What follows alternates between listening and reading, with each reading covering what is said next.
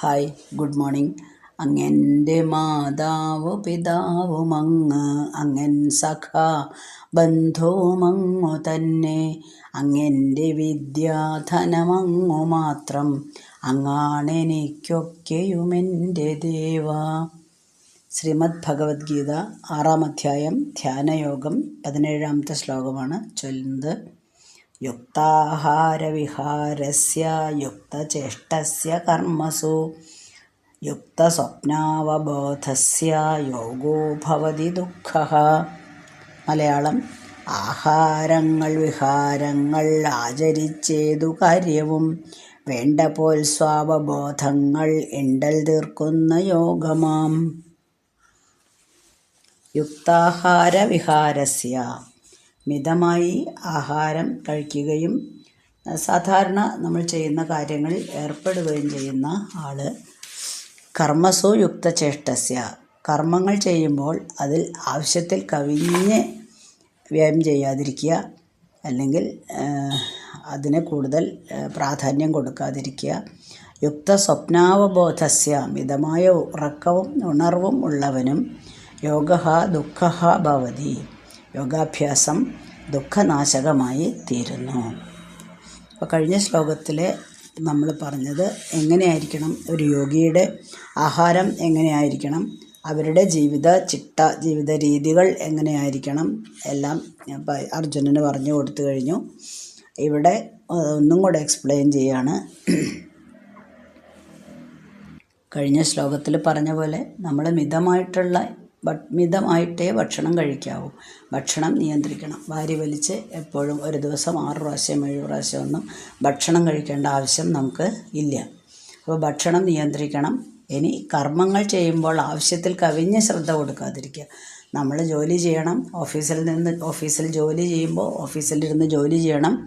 പക്ഷേ ചില ആൾക്കാരുണ്ടല്ലോ, ആത്മാർത്ഥത കൂടിയിട്ട് ഓഫീസ് വിട്ട് വന്നാലും എത്രയോ മണിക്കൂർ വീണ്ടും ജോലി ചെയ്തുകൊണ്ടേയിരിക്കും. അതായത് അത് ആത്മാർത്ഥത കൂടിയിട്ട് എന്ന് വേണമെങ്കിൽ പറയാം. എനിക്കും കുറച്ച് അങ്ങനത്തെ അസുഖമുണ്ട്. പഠിപ്പിക്കാൻ തുടങ്ങിക്കഴിഞ്ഞാൽ പിന്നെ നിർത്തില്ല, അങ്ങനെ പഠിപ്പിച്ചുകൊണ്ടേയിരിക്കും. അതേപോലെ ഓഫീസിൽ വീട്ടുകാരെ ശ്രദ്ധിക്കാൻ നേരമില്ല, ഒരു കാര്യത്തിന് നേരമില്ല. കാരണം ഞാനിത് തീർക്കട്ടെ, ഇതും കൂടെ തീർക്കട്ടെ, ഇനി നാളേക്ക് വെക്കണ്ടല്ലോ, ഈ കാര്യം കൂടെ ചെയ്ത് തീർക്കട്ടെ. അങ്ങനെ എപ്പോഴും ജോലി. അങ്ങനെ അമിതമായിട്ട് ജോലിയിൽ ശ്രദ്ധ കാണിക്കുമ്പോൾ മറ്റുള്ള കാര്യങ്ങളിൽ നമുക്ക് അശ്രദ്ധ വരും, അല്ലെങ്കിൽ ശ്രദ്ധ കിട്ടില്ല. അപ്പോൾ ഇനി അടുത്ത് ചെയ്യട്ടെ എന്ന് പറഞ്ഞ് നമ്മളിങ്ങനെ ജീവിതം മുഴുവനും തിരക്ക് പിടിച്ച് ഓടിപ്പോയിട്ട് ഒരു കാര്യമില്ല. അതേ സമയത്ത് ചുറ്റുപാടൊക്കെ ആസ്വദിച്ച് നമ്മൾക്ക് ചെയ്യേണ്ട കാര്യങ്ങൾ മിതമായി ചെയ്ത് എന്തൊക്കെയാണോ നമുക്ക് ആസ്വദിക്കാനുള്ള വഴികൾ ഇഷ്ടം പോലെ ഉണ്ടല്ലേ. സോഷ്യൽ മീഡിയാസ് ഇഷ്ടം പോലെ ഉണ്ട്, TV ഉണ്ട്, യൂട്യൂബ് ചാനൽസ് ഉണ്ട്, അല്ലെങ്കിൽ മറ്റ് ഫോണുണ്ട്, എന്തൊക്കെ വേണമെങ്കിലും ഉണ്ട്. പിന്നെ പുറത്തിറങ്ങി കഴിഞ്ഞാലും സിനിമ, മറ്റു കാര്യങ്ങൾ, എന്തെങ്കിലും ഉത്സവങ്ങൾ, ബാക്കി പരിപാടികൾ, അങ്ങനെ എന്തൊക്കെ വേണമെങ്കിലും നമുക്ക് ആസ്വദിക്കാനുണ്ട്. പക്ഷെ സമയമില്ല. ഞാൻ എപ്പോഴും ജോലി ചെയ്തുകൊണ്ടേ ഇരിക്കുകയാണ്. അങ്ങനെ ഒരു കാര്യമില്ല. അങ്ങനെ ചെയ്തിട്ട് ഒരു കാര്യവുമില്ല. അത്ര അമിതമായിട്ട് ചെയ്യരുത്.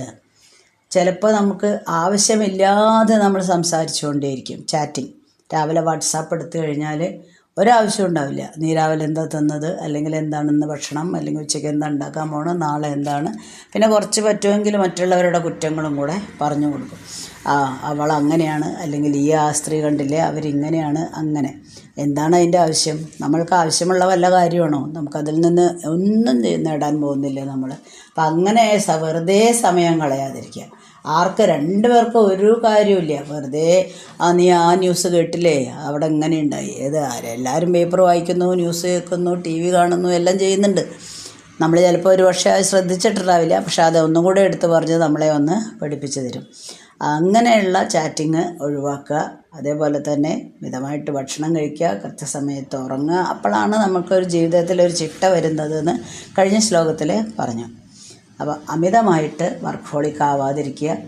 മണിക്കൂറുകളോളം പണിയെടുത്ത് അല്ലെങ്കിൽ ജോലി ചെയ്തിട്ട് കാര്യമില്ല. മിതമാക്കുക, എല്ലാം പാകത്തിന്. മിതമായ ഉറക്കം, മിതമായ ഉണർവുമുള്ളവന് യുക്ത സ്വപ്നാവബോധസ്യ യോഗാഭ്യാസം ദുഃഖനാശകമായി തീരുന്നു. അപ്പോൾ സ്വപ്നം അവബോധം എന്ന് പറയുമ്പോൾ ഒന്ന് ഉറക്കത്തെയാണ് കാണിക്കുന്നത്, ഒന്ന് ഉണർവിനെയാണ് കാണിക്കുന്നത്.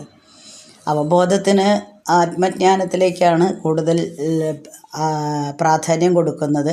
പക്ഷേ സ്വപ്നത്തിലെ ആഭിമുഖ്യമാണ് കാണിക്കുന്നത് സ്വപ്നം എന്ന് പറയുമ്പോൾ. അപ്പോൾ ജാഗ്രത് സ്വപ്ന സുഷുപ്തി എന്നല്ലേ നമ്മൾ കേട്ടിരിക്കുന്നത്. അപ്പോൾ ജാഗ്രത് എന്ന് പറഞ്ഞാൽ അവബോധമാണ്, അത് ആത്മതത്വത്തിലേക്കുള്ള ഒരു ഉണർവാണ്. അതില്ലാത്തതാണ് സുഷുപ്തി സ്വപ്നം എന്ന് നമ്മൾ പറയുന്നത്. അപ്പോൾ അജ്ഞാനം കൊണ്ടുള്ള ഒരു ആവരണം കൊണ്ട് മൂടി ആത്മബോധമൊന്നും ഇല്ലാത്ത ഒരവസ്ഥയാണ് സുഷുപ്തി. ഇനി മിഥ്യാജ്ഞാനത്തിൽ ലോകാനുഭവമായിട്ടുള്ള ഒരു അനുഭവമാണ് സ്വപ്നം. മിഥ്യാജ്ഞാനത്തിൽ വിക്ഷിപ്തമാണ് ലോകാനുഭവമുള്ള ഒരവസ്ഥ, അതാണ് സ്വപ്നം. അപ്പോൾ ഇത് രണ്ടും സാധകന്മാരെ കുറേ സമയം, അതായത് ധ്യാനം തുടങ്ങുന്ന സമയത്ത്, നാളെ മുതൽ ഞാൻ ധ്യാനിക്കാൻ പോവുകയാണെന്നും പറഞ്ഞ് ധ്യാനം തുടങ്ങുന്ന സമയത്ത് വളരെയധികം സമയം ധ്യാനത്തിലിരിക്കാൻ ശ്രമിക്കരുത്. അതെല്ലാ കാര്യങ്ങളും അങ്ങനെ തന്നെയല്ലേ. ഇപ്പം നാളെ മുതൽ നമ്മൾ എക്സസൈസ് തുടങ്ങുന്നു, ശരി, നാളെ ജിമ്മിൽ പോകുന്നു, വർക്കൗട്ട് ചെയ്യാൻ പോകുന്നു, നാളെ തന്നെ ഒരു 2 മണിക്കൂർ ഒരുമിച്ച് ചെയ്ത് കഴിഞ്ഞാൽ ചിലപ്പം നമ്മളെ ശരീരത്തിനെ നമ്മുടെ ഹെൽത്തിനെ അത് എഫക്റ്റ് ചെയ്യും. അതേസമയത്ത് ആദ്യത്തെ ദിവസം 20 മിനിറ്റ്, പിന്നെ നെക്സ്റ്റ് കുറച്ച് കഴിഞ്ഞാൽ ഒരാഴ്ച കഴിഞ്ഞാൽ ഒരു 30 മിനിറ്റ്സ്, പിന്നെ ഒരു 45 മിനിറ്റ്സ്, അങ്ങനെ ആയിക്കൊണ്ടെന്നാൽ കുഴപ്പമില്ല. അതേപോലത്തെ എല്ലാ കാര്യങ്ങളും അങ്ങനെ തന്നെയാണ്. ചില കുട്ടികൾ പഠിക്കാനിരുന്ന് 5 ചാപ്റ്റർ ഒരുമിച്ച് വായിക്കും, ഒരുമിച്ച് പഠിച്ചു തീർക്കും, ഒന്നും തലയിലൊന്നും കയറിയിട്ടുണ്ടാവില്ല. അതിന് പകരം പഠിക്കുന്നത് ഒരു ചാപ്റ്ററാണ്, ആ ചാപ്റ്ററിൻ്റെ എല്ലാ ഭാഗവും വിശദമായി പഠിച്ചു കഴിഞ്ഞ് അത് തലയിൽ കയറ്റി വെച്ച് കഴിഞ്ഞാൽ നമുക്ക് പിന്നെ പേടിക്കാനില്ല, അടുത്ത ചാപ്റ്റർ മെല്ലെ തുടങ്ങാം. എല്ലാ കാര്യങ്ങളിലും അങ്ങനെ തന്നെയാണ്. അപ്പോൾ അമിതമായിട്ട് ലൗകിക കാര്യങ്ങൾ മുഴുകരുത്, അമിതമായിട്ട് ധ്യാനം പരിശീലിക്കുവരുത്. ആദ്യം തന്നെ, ഏറ്റവും ആദ്യം തുടങ്ങുമ്പോൾ തന്നെ ഇതാണ് പറഞ്ഞത്. അപ്പോൾ അങ്ങനെയാണെങ്കിൽ, അങ്ങനെയുള്ള ഒരു ധ്യാനം കൊണ്ട് അങ്ങനെയുള്ളൊരു യോഗസിദ്ധി കൈവരുകയാണെങ്കിൽ നമ്മളുടെ എല്ലാ ദുഃഖങ്ങളും നശിച്ചു പോകുന്നു എന്നാണ് പറഞ്ഞത്. അപ്പോൾ വീണ്ടും സംശയം, എപ്പോഴാണ് നമ്മൾ യോഗായുക്തനാവുന്നത് എന്ന്. അതിനുള്ള മറുപടിയാണ് 18ാമത്തെ ശ്ലോകം. യഥാ വിനിയതം ചിത്തം ആത്മന്യേവാവതിഷ്ഠതേ നിസ്പൃഹഃ സർവകാമേഭ്യോ യുക്ത ഇത്യുച്യതേ തഥാ. മലയാളം: യോഗത്താൽ സംയതം ചിത്തം സ്വയം തന്നിലണയ്ക്കുക, കാമങ്ങളെല്ലാം കൈവിട്ടാൽ ആമർത്യൻ യുക്തനായിടും. വിനിയതം ചിത്തം, വേണ്ടവണ്ണം നിയന്ത്രിച്ച മനസ്സ്.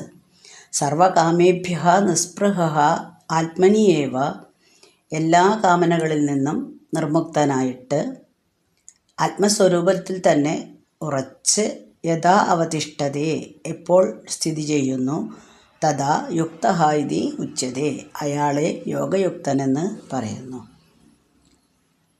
ഇതിനു മുന്നേ പല ശ്ലോകങ്ങളിലും ഭഗവാൻ ജ്ഞാനി അല്ലെങ്കിൽ ജ്ഞാനം നേടിയ ആൾക്ക് പലതരം പേരുകൾ കൊടുത്തിട്ടുണ്ട്. ബ്രഹ്മയോഗി എന്ന് വിളിച്ചിട്ടുണ്ട്, യോഗാരൂഢൻ എന്ന് വിളിച്ചിട്ടുണ്ട്, യോഗയുക്തൻ എന്ന് വിളിച്ചിട്ടുണ്ട്, സന്യാസി, ജീവൻ മുക്തൻ, സ്ഥിതപ്രജ്ഞൻ എന്നൊക്കെ പല പേരുകൾ കൊടുത്തിട്ടുണ്ട്. ഇതെല്ലാതും നമുക്ക് വേണമെങ്കിൽ പര്യായങ്ങൾ തന്നെ പറയാം.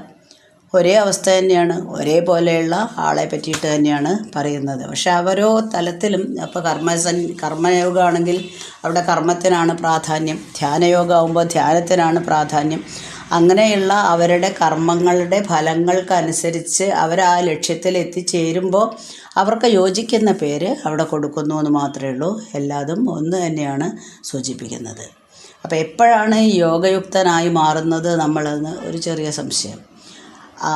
നമ്മൾ യോഗയുക്തനായി കഴിഞ്ഞാൽ നമ്മളുടെ മനസ്സെല്ലാം കൺട്രോൾഡാണ്. അപ്പോൾ അതായത് ഒന്നിലേക്കും മറ്റു വിഷയങ്ങളിലേക്കൊന്നും നമ്മളുടെ മനസ്സിൽ ചാഞ്ചല്യം ഉണ്ടാവുന്നില്ല.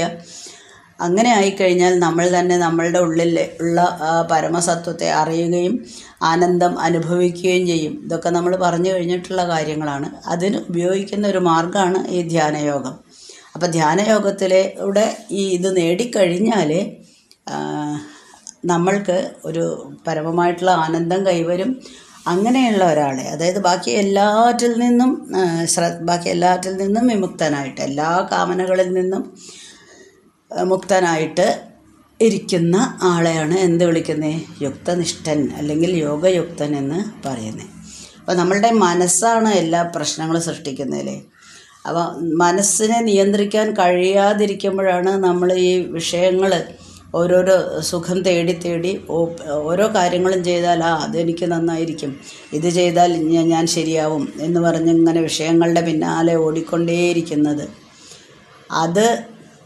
അതിൽ നിന്ന് മാറി നമ്മളുടെ മനസ്സിനെ നമ്മളുടെ ഉള്ളിലുള്ള ആത്മാവിൽ തന്നെ, അന്തരാത്മാവിൽ തന്നെ ഉറപ്പിച്ചു കഴിഞ്ഞാൽ പിന്നെ മറ്റു വിഷയങ്ങളിൽ നിന്ന് അതിനെ മാറ്റി നിർത്താനായിട്ട് കഴിയും. അപ്പം നമുക്ക് നിയന്ത്രിക്കാനായിട്ട് കഴിയും. നിസ്പൃഹ സർവകാമേഭ്യ എന്നാണ്. ആഗ്രഹം വെടിയ എല്ലാ കാര്യത്തിൽ നിന്നും അതിൽ നിന്നൊന്നും പ്രത്യേകിച്ച് നേടാനില്ല എന്നുള്ള തത്വം നമുക്ക് മനസ്സിലാക്കാം. അപ്പോൾ ആഗ്രഹം വെടിയ എന്ന് പറഞ്ഞാലും ആസക്തി വെടിയ എന്ന് പറഞ്ഞാലും രണ്ടും രണ്ടാണ്. അവിടെ ആഗ്രഹങ്ങൾ എല്ലാവർക്കും ഉണ്ടാവും. ആ ആഗ്രഹങ്ങൾ നമുക്ക് വേണമെങ്കിൽ കുറച്ച് സ്വീകരിക്കാം. ആസക്തി ഒന്നിലും പാടില്ല. ഒരു മനുഷ്യൻ കുറച്ച് തൻ്റെ ജീവിതത്തിൽ കുറച്ച് ധനം ആഗ്രഹിക്കുന്നു, കാരണം നിത്യവൃത്തിക്ക് ആവശ്യമാണല്ലോ. അത് തെറ്റല്ല, അത് ആഗ്രഹമാണ്. അതിനുവേണ്ടി പ്രയത്നിക്കാം. അതിനുവേണ്ടി ആൾക്ക് എന്ത് ജോലിയാണെങ്കിലും അല്ലെങ്കിൽ അതിനുവേണ്ടി എനിക്ക് നേടണം എന്നുള്ള ലക്ഷ്യത്തോടു കൂടി പ്രവർത്തിക്കാം. അത് നല്ലതാണ്. പക്ഷേ അത് കിട്ടിക്കഴിഞ്ഞാൽ ഇനിയും വേണം ഇനിയും വേണം എന്നുള്ളത് ആസക്തിയാണ്. അപ്പോൾ ആസക്തി വന്നു കഴിഞ്ഞാൽ പിന്നെന്തായി? വെപ്രാളായി. അപ്പോൾ ചെയ്യുന്ന പ്രവൃത്തികളൊന്നും തന്നെ ഒരു ലക്ഷ്യത്തിലെത്തില്ല, എല്ലാം വ്യർത്ഥമായിട്ട് പോകും. അങ്ങനെ ആസക്തി അരുത് എന്നാണ് പറഞ്ഞത്.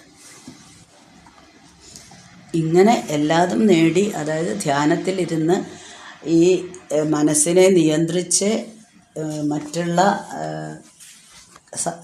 കാര്യങ്ങൾ, ഇന്ദ്രിയങ്ങൾ വഴി നമ്മൾ സ്വീകരിക്കുന്ന കാര്യങ്ങളൊന്നും നമ്മളുടെ മനസ്സിനെ ചഞ്ചലപ്പെടുത്തില്ല എന്ന് ഉറപ്പ് നേടി ആത്മസ്വരൂപത്തിൽ തന്നെ ഉറച്ച് ഇരുന്ന് കഴിഞ്ഞാൽ അങ്ങനെയുള്ളവരെയാണ് എന്ത് വിളിക്കുന്നത്? യോഗയുക്തൻ എന്ന് വിളിക്കുന്നത്.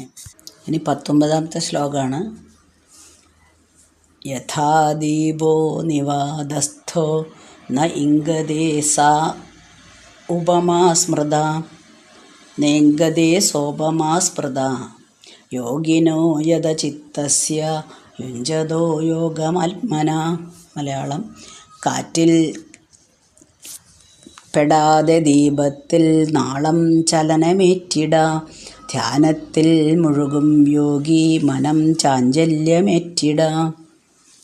ഒരു യോഗയുക്തൻ്റെ മനസ്സ് എങ്ങനെയിരിക്കും എന്നാണ് ഇതിൽ വിവരിക്കുന്നത്. നിവാദസ്ഥ ദീപഃ, കാറ്റില്ലാത്ത സ്ഥലത്ത് വെച്ച ഒരു വിളക്ക്. യഥാ ന ഇംഗതേ, ചലിക്കാതിരിക്കുന്നു. ആ നാളത്തിന് യാതൊരു ചലനവും നമ്മൾ കാണുന്നില്ല.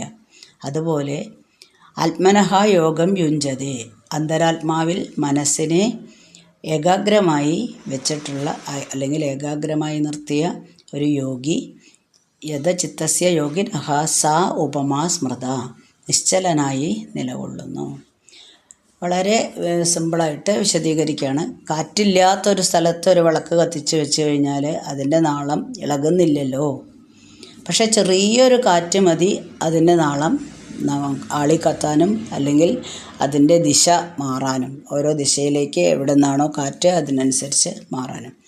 ഇതേപോലെ തന്നെയാണ് ആത്മധ്യാനത്തിൽ ഉറച്ച ഒരു യോഗിയുടെ മനസ്സ് എന്ന് പറഞ്ഞാൽ നേരത്തെ പറഞ്ഞ പോലെ കാറ്റില്ലാത്തിടത്ത് വെച്ച അനങ്ങാത്ത അല്ലെങ്കിൽ ചലിക്കാത്ത ദീപനാളം പോലെയാണ്.